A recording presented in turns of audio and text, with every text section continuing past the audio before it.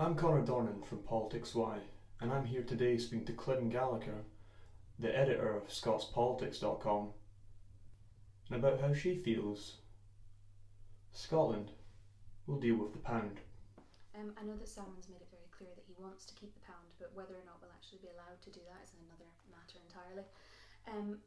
You've got to remember that Scotland has 10% of the economic clout that England has, or the UK as a whole has. So we're not really bringing anything to the table. We're in a very, very weak negotiating position. Also, we would have the way that currency unions work. Basically, is both sides need to have a very, very clear mandate. They need to have everything planned out in event of any sort of disasters or economic messes. So it would be basically England would be, or Westminster would be dictating our economic policy, which kind of contrasts with what Scotland wants to do and the spending priorities we've got.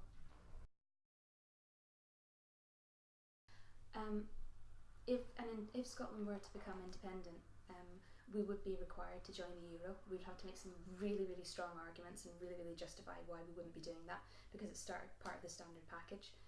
Obviously, that comes with all the problems that a single currency would entail. For example, if you look at Greece and stuff like that.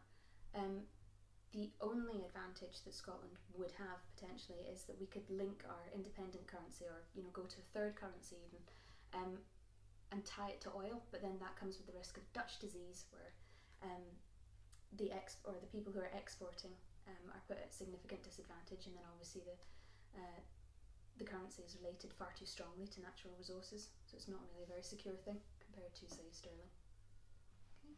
It looks like a lot of Salmon's economic policy is based on what should happen or what he wants to happen, more than what has actually been put in place to happen. Like, for example, there was the Euro automatic entry thing, where Kathleen Styler, the MEP, put a freedom of information request in, and she basically asked, look, would an independent Scotland get automatic entry to the EU? And Salmon said, aye, they would, and Nicola Sturgeon went, no, we wouldn't.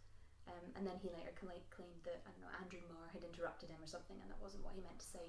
But it still took, we're looking at a year for that freedom of information request to be answered. It seems when concerning independence that the streets will not be paved with gold.